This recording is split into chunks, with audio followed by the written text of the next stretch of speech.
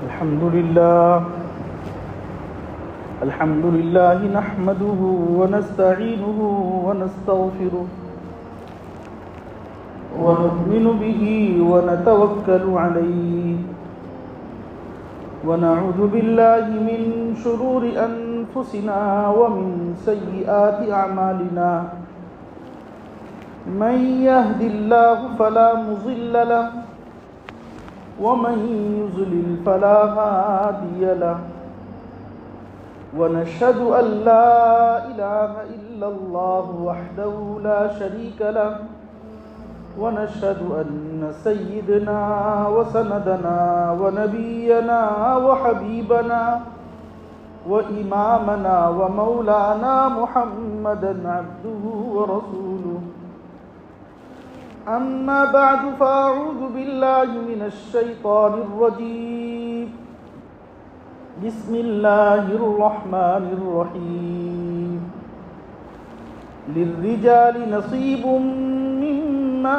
ترك الوالدان والأقربون وللنساء مما ترك الوالدان والأقربون وقال النبي صلى الله عليه وسلم تعلموا الفرائض والقرآن وعلموا الناس فإني مقبوض او كما قال صلی اللہ علیہ وسلم۔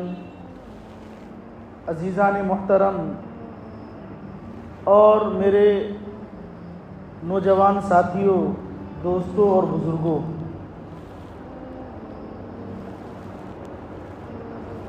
آج معاشرے میں پھیلی ہوئی جہاں بہت ساری خرابیاں ہیں، ان خرابیوں میں سے ایک بڑی خرابی میراث کا صحیح تقسیم نہ کرنا ہے۔ میں نے آپ کے سامنے ایک حدیث پڑھی، آقائے نامدار جناب محمد رسول اللہ صلی اللہ علیہ وسلم ارشاد فرماتے ہیں، علم میراث کو سیکھو، قرآن کو سیکھو، میراث کے احکامات کیا ہیں، شریعت میں میراث کا مطلب کیا ہے، مرنے والا مر کر کے دنیا سے چلا گیا، اس کی جو جائیداد ہے، پیسے ہیں، اس کو کیسے تقسیم کیا جائے گا۔ نبی فرماتے ہیں تعلموا الفرائض، علم میراث کو سیکھو، وعلموا الناس، اور لوگوں کو سکھاؤ، اس لیے کہ ابھی تو میں تمہارے سامنے ہوں، ایک وقت آئے گا کہ میں اٹھا لیا جاؤں گا، میں دنیا سے چلا جاؤں گا۔ اس دنیا کے اندر ایک زمانے تک انسان کچھ بھی نہیں تھا۔ قرآن کریم نے 29ویں پارے میں فرمایا هل اتى على الانسان حين من الدهر لم يكن شيئا مذكورا، ایک زمانے تک اس دنیا کے اندر انسان کا وجود نہیں تھا۔ پھر اللہ فرماتے ہیں انا خلقنا الانسان من نطفة امشاج، پھر ہم نے انسان کو ملے جلے نطفے سے پیدا کیا، منی کے قطرے سے پیدا کیا۔ اس دنیا کے اندر انسان آیا، نیست سے ہست میں آیا، عدم سے وجود میں آیا، عالم ارواح سے عالم دنیا میں آیا۔ خالی ہاتھ آیا تھا اور خالی ہاتھ اس کو جانا ہے۔ کیا امیر، کیا فقیر، کیا شاہ، کیا دیہاتی، کیا شہری، ہر کوئی اس سلسلے میں برابر ہے، ہر کوئی خالی ہاتھ آیا ہے اور خالی ہاتھ اس کو اس دنیا سے جانا ہے۔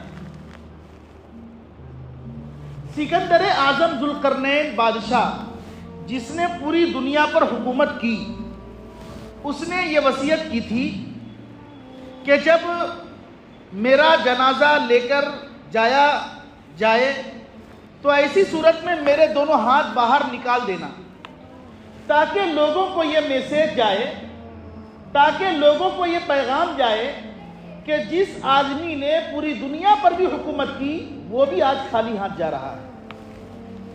یہ سکندر اعظم جس نے پوری دنیا پر حکومت کی، لوگوں کو آگاہ کیا، لوگوں کو متنبہ کیا، لوگوں کو کہا کہ اس دنیا کے اندر ہر کوئی خالی ہاتھ آتا ہے اور خالی ہاتھ ہم کو اس دنیا سے چلے جانا ہے۔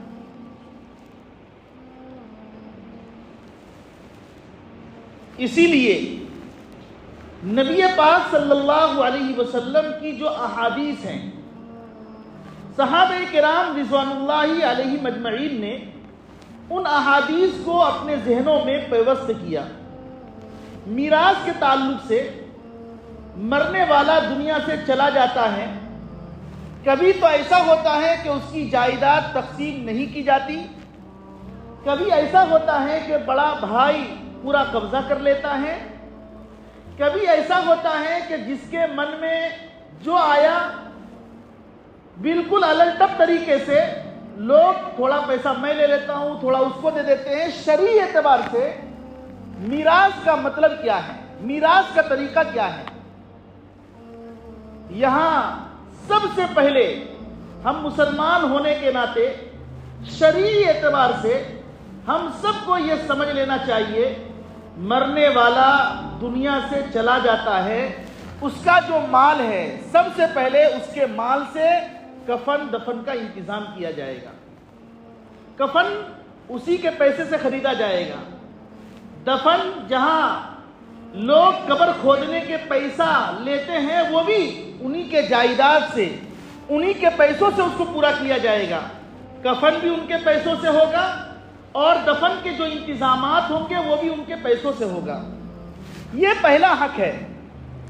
میت کو کفن کیسا دینا ہے، ہم اس کی زندگی کو دیکھیں گے۔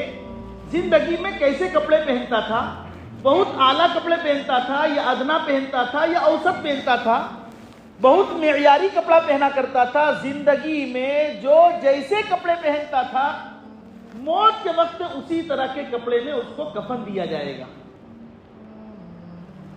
جس کے اندر افراط اور تفریط کے لوگ شکار نہیں ہوں گے، نہ بہت اعلیٰ کوالٹی کا کپڑا ان کو پہنایا جائے گا، کفن دیا جائے گا، نہ ادنا درجے کا دیا جائے گا، درمیانی درجے کا جیسے وہ زندگی میں پہنا کرتا تھا۔ یہ سب سے پہلا حق ہے شرعی اعتبار سے۔ ایک آدمی دنیا سے چلا گیا تو سب سے پہلے اس کی جائیداد سے کفن دفن کا انتظام کیا جائے گا، نمبر 1۔ نمبر 2، اس نے اگر زندگی میں کسی سے قرضہ لیا تھا، پورے مال میں سے، مثال کے طور پر مرنے والا دنیا سے چلا گیا اور 1 لاکھ روپیہ چھوڑ کر گیا ہے، زندگی میں اس نے 50,000 کسی سے قرضہ لیا تھا، تو دوسرے نمبر پر پورے مال میں سے 50,000 پہلے قرضہ دیا جائے گا۔ قرضہ کے تعلق سے لوگ بہت ہی آگے پیچھے ہوتے ہیں، لینے میں لے لیتے ہیں اور ادائیگی میں تاخیر کرتے ہیں۔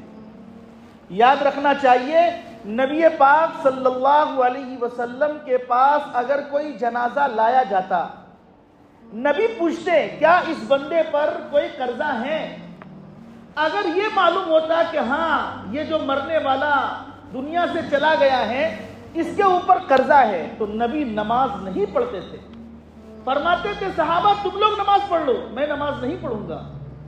بتلائیے جو آدمی دنیا کے اندر قرضہ لے کر کے وہ قرضہ ادا نہیں کر رہا ہے اور قرضہ ادا کیے بغیر دنیا سے جا رہا ہے، نبی کا عمل یہ ہے کہ نبی فرماتے ہیں کہ صحابہ تم لوگ نماز پڑھ لو، میں نماز نہیں پڑھوں گا۔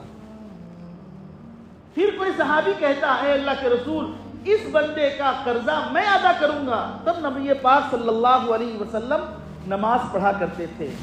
ہمارے یہاں خاص طور پر ہم مسلمانوں میں ایک چیز یہ ہے، قرضہ لینے میں آسانی سے لے لیتے ہیں اور جب وقت آتا ہے دینے کا تو اپنا ہی پیسہ بھکاری بن کر مانگنا پڑتا ہے، دینے والا دینے کے لیے تیار نہیں ہوتا، تاریخ پر تاریخ دیتا ہے، وقت پر وقت دیتا ہے۔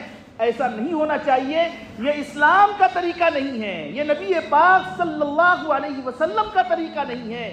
نبی نے صاف فرمایا قرضہ لو، قرضے سے کیا ہے ایک دوسرے کی ضرورت پوری ہوتی ہے، لیکن جو معاملات ہے، معاملات میں انسان کو بالکل صاف اور شفاف رہنا چاہیے۔ بزرگوں نے لکھا ہے تعاشروا کالاخوان تعاملوا کالاجانب، بھائیوں کی طرح رہو لیکن معاملات اجنبی کی طرح کرو۔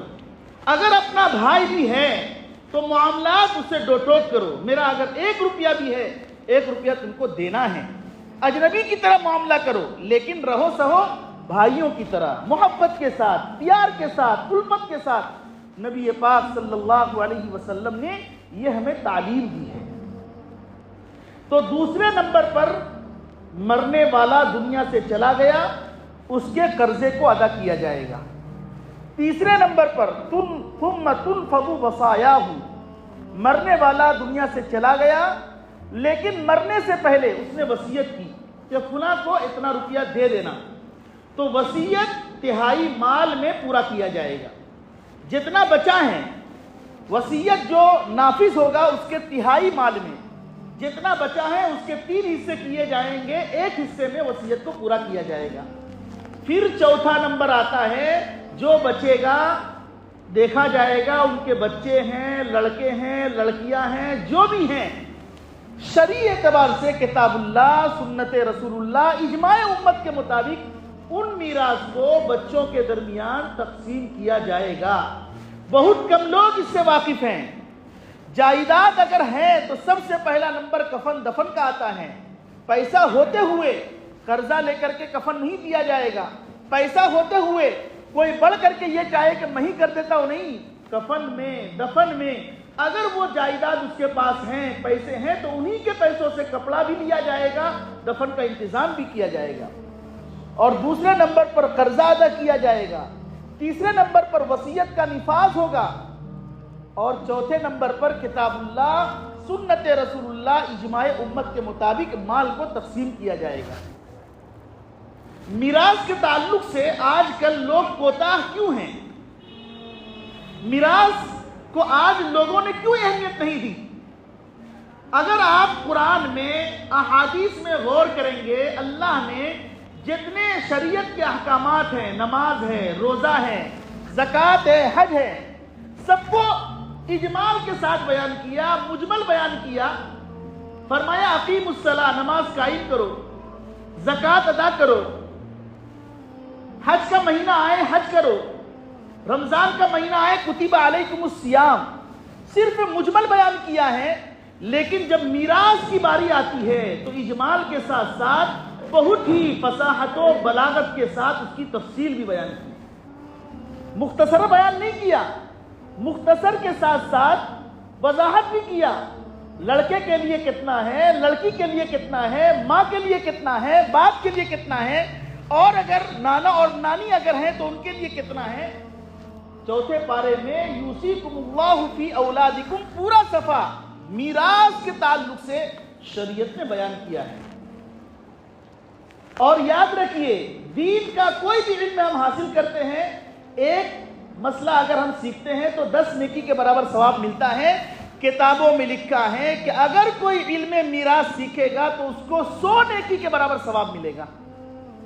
میراث میں لوگ بہت کوتاہ نظر آتے ہیں اور میراث کو جیسے تیسے جس طرح چاہتے ہیں، گویا کہ مرنے والا دنیا سے چلا گیا، اب وہ یہ سمجھتے ہیں کہ جو ہے سب میرا ہے، نہ اللہ کی پرواہ ہے، نہ سنت رسول اللہ کی پرواہ ہے، نہ دوسرے رشتہ داروں کی پرواہ ہے، ہر کوئی جائیداد میں، مال میں، دولت میں ہڑپ کرنے کی کوشش میں لگا ہوا ہے۔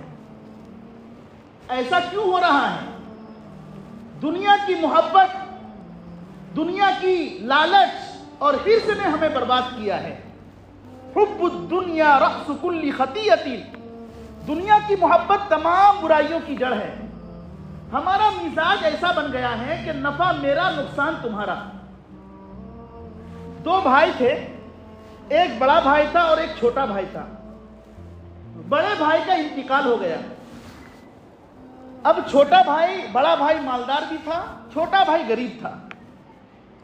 بڑے بھائی کا انتقال ہو گیا، بڑے بھائی کی بیوی رونے لگی، اس کے رونے کی وجہ سے آس پاس کے، اڑوس پڑوس کے جتنے لوگ تھے سب اس کے گھر آ گئے۔ بیوی رونے لگی، اور دیور بھی سامنے موجود ہے، غریب بھائی بھی سامنے موجود ہے۔ بیوی رو کر کہتی ہے کہ میرے شوہر نے ایک عالی شان بنگلہ بنایا تھا، اب اتنے بڑے بنگلے میں کون رہے گا؟ تو دیور کہتا ہے کہ میں رہوں گا، ہم لوگ رہیں گے، اس میں گھبرانے کی ضرورت کیا ہے؟ پھر بیوی روتی ہے اور کہتی ہے کہ 50,000 کا کار میرے شوہر نے خریدا تھا، اب وہ کار کا کیا ہوگا؟ دیور کہتا ہے گھبراتی کیوں ہو، اس کار میں ہم لوگ گھومیں گے، آرام کریں گے، مستی کریں گے، موج کریں گے۔ پھر بیوی روتی ہے اور کہتی ہے کہ میرے شوہر نے باغ بنوایا تھا، عالی شان باغ ہے، اب اس کے اندر تفریح کون کرے گا، اس کے اندر کون ٹہلے گا؟ وہ دیور کہتا ہے اس کے اندر گھبرانے کی ضرورت کیا ہے، رونے کی ضرورت کیا ہے، ہم لوگ اس میں تفریح کریں گے، گھومیں گے، ٹہلیں گے۔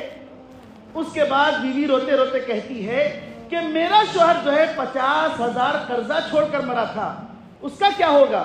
وہ دیور کہتا ہے ارے بھائی تم لوگ بھی بولو، تم لوگ خاموش کیوں ہو؟ سب مرتبہ تو میں ہی بول رہا ہوں، تم لوگ بھی بولو۔ گویا کہ نفع میرا، نقصان تمہارا۔ جب نقصان کی باری آئی، پیسہ بھرنے کی باری آئی، قرضہ کی ادائیگی کی باری آئی، دیور کہتا ہے خاموش تم لوگ کیوں ہو؟ بولو، تم لوگ بھی کچھ بولو، میں ہی سب بولتا رہوں گا۔ تو ہمارا مزاج ایسا بنتا چلا گیا کہ نفع میرا، نقصان تمہارا۔ یہ شریعت نہیں کہتی، اپنے آپ کو بدلنا ہوگا، اپنے مزاج کو بدلنا ہوگا، اپنے مزاج کو شریعت کے مطابق ڈھالنا ہوگا، تبھی جا کر کے کامیابی اور خیر خوبی اور بھلائی اور برکت کا نزول ہو سکتا ہے۔ اس کے بغیر برکت کا خواب دیکھنا یہ ای خیالست و محالست و جنونست۔ یہ میراث کا پس منظر کیا ہے؟ نبی پاک صلی اللہ علیہ وسلم کے زمانے میں ایک شخص کا انتقال ہو جاتا ہے، اور انتقال ہو جانے کے بعد اس کے 3 لڑکیاں اور ایک نابالغ لڑکا تھا،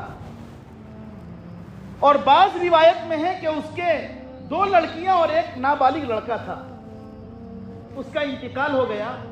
انتقال ہو جانے کے بعد جو مرنے والے کی جائیداد تھی، ان پیسوں کو چچا زاد بھائیوں میں تقسیم کر دیا، چچا زاد بھائیوں کو دے دیا گیا، خود اس مرنے والے کے جو لڑکے اور لڑکیاں تھیں اس کو نہیں دیا گیا۔ یہ لوگ بیوہ اور بچے نبی پاک صلی اللہ علیہ وسلم کے پاس جاتے ہیں اور کہتے ہیں کہ میرے شوہر کا انتقال ہو گیا، اور شوہر نے 3 لڑکیاں اور ایک نابالغ لڑکے کو چھوڑا تھا، ہمیں میراث میں سے کچھ نہیں ملا۔ نبی پاک صلی اللہ علیہ وسلم نے فرمایا اللہ تعالیٰ کوئی اس کا حکم نازل فرمائے گا، ابھی تک میراث کے تعلق سے کوئی حکم نازل نہیں ہوا تھا۔ اس کے بعد ابھی تھوڑا ہی وقت گزرا تھا کہ آیت نازل ہوئی، لِلرِّجَالِ نَصِيبٌ مِّمَّا تَرَكَ الْوَالِدَانِ وَالْأَقْرَبُونَ وَلِلنِّسَاءِ نَصِيبٌ مِّمَّا تَرَكَ الْوَالِدَانِ وَالْأَقْرَبُونَ۔ مردوں کے لیے بھی ان چیزوں میں سے حصہ ہے جو رشتہ دار اور والدین چھوڑ کر جاتے ہیں، اور عورتوں کے لیے بھی ان چیزوں میں سے حصہ ہے جو والدین اور رشتہ دار چھوڑ کر جاتے ہیں۔ ابھی اتنی آیت اتری، نبی پاک صلی اللہ علیہ وسلم نے فرمایا اللہ اور حکم ابھی نازل فرمائیں گے۔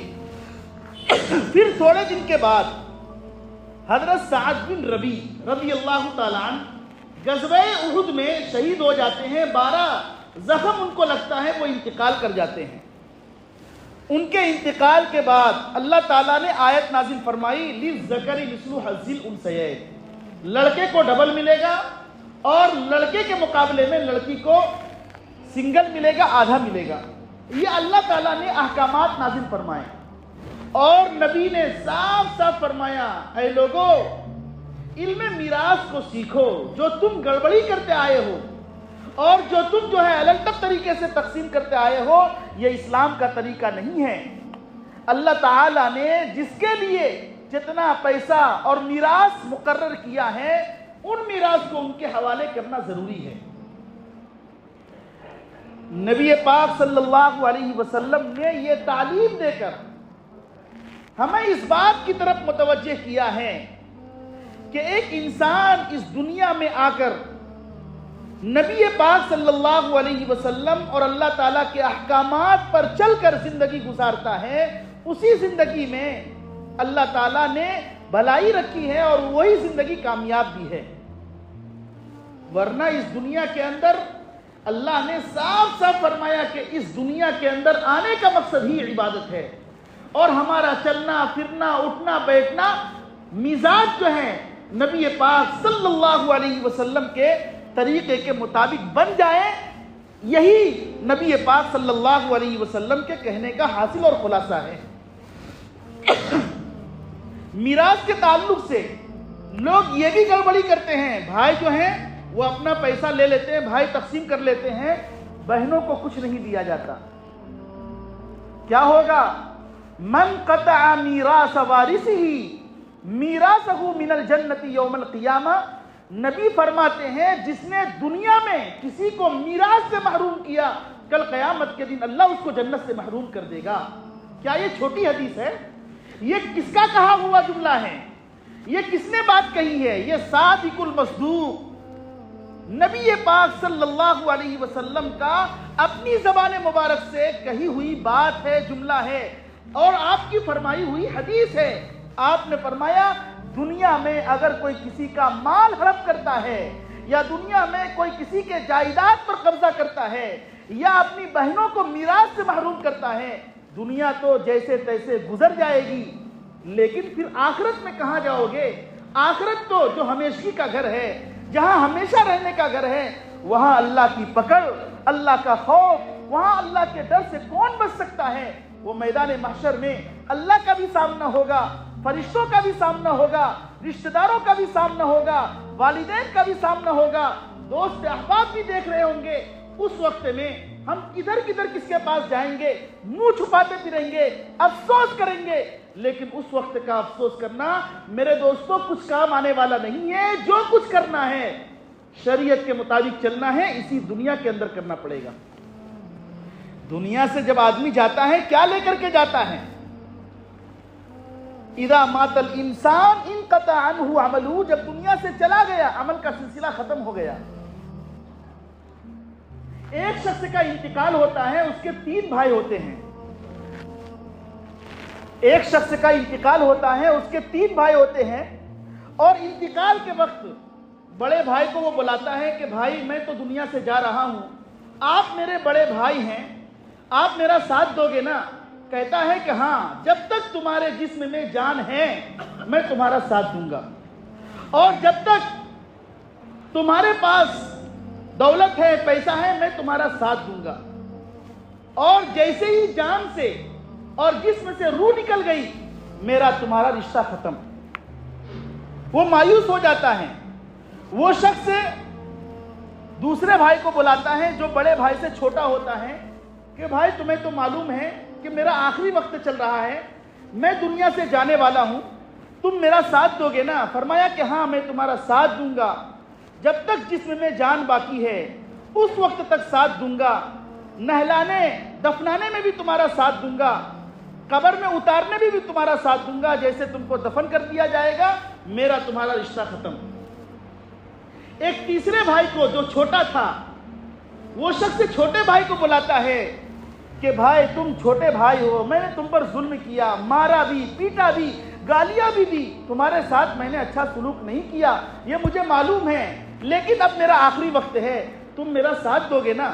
کہا ہاں میں تمہارا ساتھ دوں گا، جب تک جسم میں جان باقی ہے اس وقت بھی ساتھ دوں گا، کفن دفن میں بھی ساتھ دوں گا، جب تم قبر میں اتارے جاؤ گے جب بھی میں تمہارے ساتھ رہوں گا، اور جب لوگ چلے آئیں گے تب بھی میں تمہارے ساتھ ساتھ ہی رہوں گا، میں تم سے الگ نہیں ہوں گا۔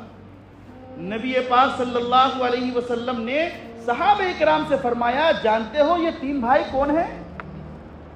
فرمایا 3 بھائی سے مراد 3 طرح کی چیزیں ہیں۔ پہلے سے مراد ہے مال و دولت۔ اس مال دولت نے یہ کہا کہ جب تک تمہارے جسم میں جان ہے تمہارا ساتھ ہے، جیسے ہی جسم سے روح ختم میرا تمہارا رشتہ ختم، اب کوئی تعلق نہیں، اب مال تمہارا نہیں، مال اب تو وارثوں کا ہو گیا، اب مال پر تمہارا حق نہیں ہے، مال اب وارثوں کا ہو گیا، ان کو دیا جائے گا۔ اور دوسرے بھائی سے مراد رشتہ دار ہیں۔ وہ رشتہ دار کفن میں بھی ساتھ دیں گے، جسم میں جان باقی ہاسپٹل بھی جائیں گے، علاج بھی کرائیں گے، معالجہ بھی کرائیں گے، دفن بھی کر دیں گے، لیکن جیسے ہی دفنا دیا جائے گا واپس آ جائیں گے۔ یہ دوسرے بھائی سے مراد ہے رشتہ دار۔ اور تیسرے بھائی سے مراد ہے اعمال صالحہ یا اعمال سیئہ، یعنی تیسرے بھائی سے مراد ہے جو تم نے دنیا میں نیکیاں کی ہوگی، وہ نیکیاں تو تمہارے ساتھ ساتھ قبر میں بھی جائے گی، اور بدکاری کی ہوگی، اعمال سیئہ کیے ہوں گے، ناجائز کام کیے ہوں گے، وہ بھی تمہارے ساتھ ساتھ جائیں گے۔ اب ظاہر سی بات ہے، نبی نے ہم لوگوں کی آنکھ کھول دی اور فرمایا جب انسان دنیا سے چلا جاتا ہے سوائے عمل کے کوئی چیز اس کے ساتھ نہیں جاتی، لہٰذا دنیا میں رہتے ہوئے دیکھ لو، اپنے نفس کو ٹٹول لو، کس کے ساتھ تم گڑبڑی کر رہے ہو، کس کا مال کھا رہے ہو، کس کے ساتھ جو ہے ناجائز کام کر رہے ہو، اور کس کا جو ہے میراث دبائے ہوئے ہو۔ آج کل میراث کے تعلق سے انتہائی خرابی گڑبڑی میں ہم لوگ مبتلا ہیں۔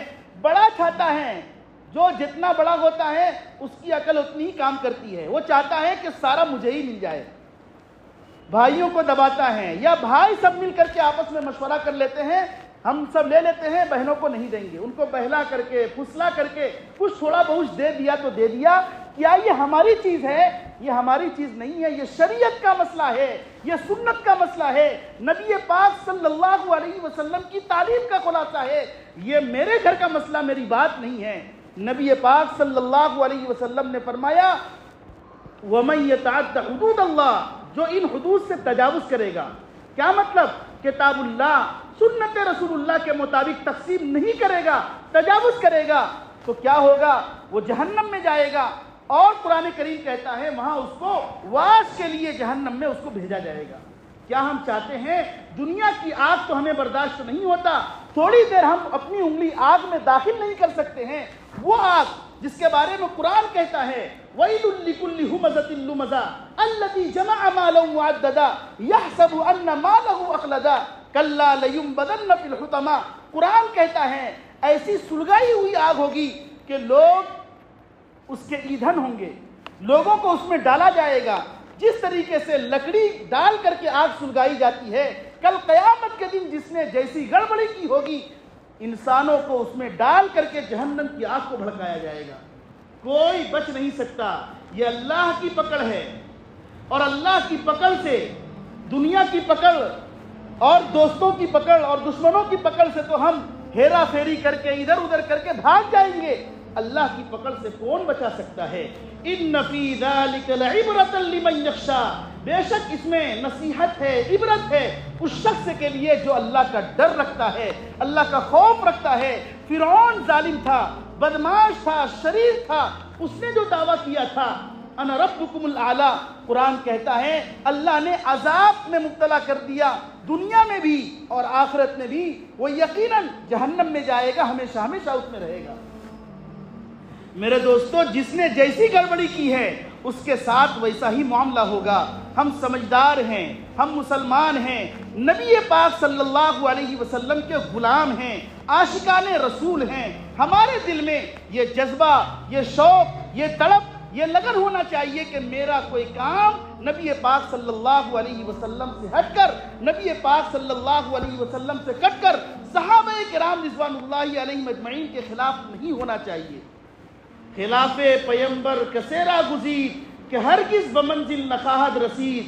اگر کوئی نبی پاک صلی اللہ علیہ وسلم کے راستے سے ہٹ کر اگر وہ زندگی گزارتا ہے تو جنت تک وہ کبھی نہیں پہنچ سکتا، جنت میں جا ہی نہیں سکتا ہے۔ جنت میں جانا ہے، اہدنا الصراط المستقیم صراط الذین انعمت علیہم، جن پر اللہ نے انعام کیا ہے، وہ علماء ہیں، وہ صلحاء ہیں، وہ انبیاء ہیں، وہ متقین ہیں۔ یہ لوگ جو ہیں اللہ نے ان پر انعام اتارا ہے، لہذا ہمیں دعا کرنا چاہیے اے اللہ ان لوگوں کے راستے پر چلا جن پر تو نے انعام کو اتارا ہے، اور جو غیر المغضوب ہیں، جن پر تیرا غضب نازل ہوا ہے، ان لوگوں کے راستے سے ہمیں بچائے رکھ۔ وہ یہود و نصارہ ہیں، وہ ظالمین ہیں، وہ مشرکین ہیں، وہ کفار ہیں۔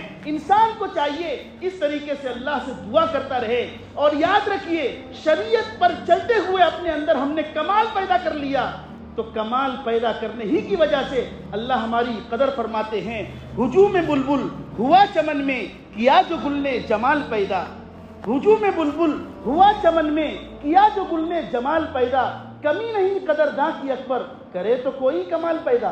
اگر ہم اپنے اندر کمال پیدا کریں گے، شریعت کے مطابق چلیں گے، سنت پر عمل کریں گے، قرآن کی تعلیمات پر عمل کریں گے، اور نبی پاک صلی اللہ علیہ وسلم کے فرمان پر چل کر کے اگر ہم عمل کریں گے تو گویا کہ ہم اپنے اندر مضبوطی گویا کہ ہم لائے ہوئے ہیں، شریعت پر عمل کرنے کے ہم پابند ہیں۔ ایسی صورت میں اللہ فرماتے ہیں اگر کسی کے اندر کمال پیدا ہو گیا، اکبر الہ آبادی جو شاعر ہے، کمی نہیں قدرداں کی اکبر کرے تو کوئی کمال پیدا۔ ہمیں کمال پیدا کرنا ہے سنت کے تعلق سے، ہمیں کمال پیدا کرنا ہے قرآن کے تعلق سے، ہمیں کمال پیدا کرنا ہے صحابہ کرام رضوان اللہ علیہم اجمعین کے ایک ایک راستے پر چل کر کے۔ میرے دوستو، میراث کے تعلق سے جو باتیں میں نے کہی ہے، آپ دل کھول کر کے اس پر عمل کیجئے، اور مال کے لالچ میں جتنا مال مقدر میں ہوگا وہ مل کر رہے گا۔ آپ کا اللہ کی طرف سے لکھا ہوا رزق کوئی چھین نہیں سکتا ہے۔ یہ تقدیر جو ہے، تقدیر میں اللہ تعالیٰ نے آپ کے تعلق سے جتنا مال لکھا ہے وہ آپ کو مل کر رہے گا۔ کسی سے ہڑپ کر کے اگر آپ نے لے لیا اور تقدیر میں لکھا ہوا نہیں ہوگا، وہ پیسہ چلا جائے گا بیماری میں، وہ پیسہ چلا جائے گا فلاں جگہ، وہ ناجائز طریقے سے ڈاکو لوٹ لیں گے، کیونکہ تقدیر میں جس کا جتنا لکھا ہوا ہے اتنا مل کر رہتا ہے۔ اسی لیے قرآن کہتا ہے لا نسألک رزقا نحن نرزقک والعاقبۃ للتقوی، ہم آپ سے رزق نہیں مانگتے، رزق تو ہم آپ کو خود دیں گے۔ وفی السماء رزقکم وما توعدون، آسمان اور آسمان کے اندر جو ستارے ہیں، سیارے ہیں، کہکشاں ہیں، فرشتے ہیں، جو مخلوقات ہیں، اور زمین کے اندر جو نباتات ہیں، جمادات ہیں، حیوانات ہیں، اشجارات ہیں، اور زمین کے اوپر اور زمین کے بیچ میں جو پرندے ہیں، پرند چرند ہیں، ان تمام کے تعلق سے قرآن کہتا ہے وَفِي السَّمَاءِ رِزْقُكُمْ وَمَا تُوعَدُونَ، تمہارا رزق تو اللہ نے وعدہ کیا ہے تم کو مل کر رہے گا۔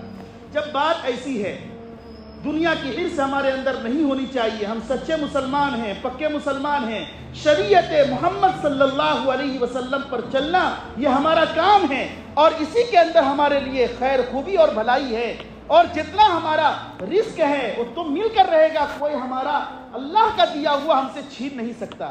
جب بات ایسی ہے تو پھر ہم کسی کے میراث کے تعلق سے، ہڑپنے کے تعلق سے، اور اس کا پیسہ لینے کے تعلق سے، اور زمین اور جائیداد پر قبضہ کرنے کے تعلق سے ہم کیوں جو ہے مارے مارے پھرتے ہیں؟ چند روزہ زندگی ہے، اور اسی چند روزہ زندگی میں اللہ اور اس کے رسول صلی اللہ علیہ وسلم کے بتلائے ہوئے طریقے کے مطابق چل کر کے جو زندگی گزارتا ہے، اللہ فرماتے ہیں اس کی دنیا بھی آباد، آخرت بھی آباد، اور جو نہیں چلے گا خسرت دنیا والآخرہ، دنیا بھی تباہ و برباد، دنیا بھی اس کی صحیح طریقے سے نہیں گزرے گی، قدم قدم پر مشکلات پیش آئے گی، قدم قدم پر اس کو جو ہے بھٹکنا پڑے گا، قدم قدم پر اس کو جو ہے تکلیفوں کا سامنا کرنا پڑے گا، وہ روئے گا، پچھتائے گا۔ کہاں سے مصیبتیں آ رہی ہیں؟ یہ مصیبتیں آ رہی ہیں، ذرا اپنے دل کے اندر جھانکو، کیا میں نے کسی کے ساتھ ناجائز کام تو نہیں کیا ہے، کسی کو میں نے ستایا تو نہیں ہے؟ انسان کو اپنا جائزہ اور محاسبہ کرتے رہنا چاہیے۔ اسی لیے میرے دوستو دعا کریے، اللہ سے ڈریے، اور اللہ سے جو شخص ڈرتا ہے وہ چاہے لوگوں کے سامنے رہے، وہ چاہے تنہائی میں رہے، اگر اس کے دل میں اللہ کا خوف ہے تو یقیناً وہ ہر جگہ اللہ سے ڈرتے ہوئے غلط کام نہیں کر سکتا۔ اگر اس کو یہ خوف ہے اللہ کے یہاں ہم کو حاضر ہونا ہے، اور اللہ کے سامنے میں حاضر ہوں گا، اپنے کیے کا میں کیا جواب دوں گا، اگر اس طریقے کا ہوگا، دل میں ارادہ، ذہن میں مفہوم بیٹھا ہوا ہوگا کہ بھائی ایک دن میدان محشر میں اللہ کے سامنے منہ دکھانا ہے، گڑبڑی کر کے جاؤں گا تب بھی میں اللہ کے سامنے حاضر ہوں گا، گڑبڑی نہیں کروں گا تب بھی اللہ کے سامنے ہوں گا، لیکن جو گڑبڑی کر کے جائے گا اس دن کا پچھتاوا جو ہے کچھ کام آنے والا نہیں ہے۔ اس لیے دنیا کے اندر اللہ نے جتنا موقع دیا ہے، موقع کو غنیمت جانتے ہوئے اللہ کے سامنے روئیں، گڑ گڑائیں، اللہ سے معافی مانگیں، اے اللہ جو زندگی گزر گئی ہے سو گزر گئی، جو باقی ہے توبہ استغفار کے ساتھ نبی پاک صلی اللہ علیہ وسلم کے طریقے کے مطابق میں زندگی گزارنا چاہتا ہوں۔ اللہ تعالی ہم تمام کو ان باتوں پر عمل کی توفیق نصیب فرمائیں۔ آخر میں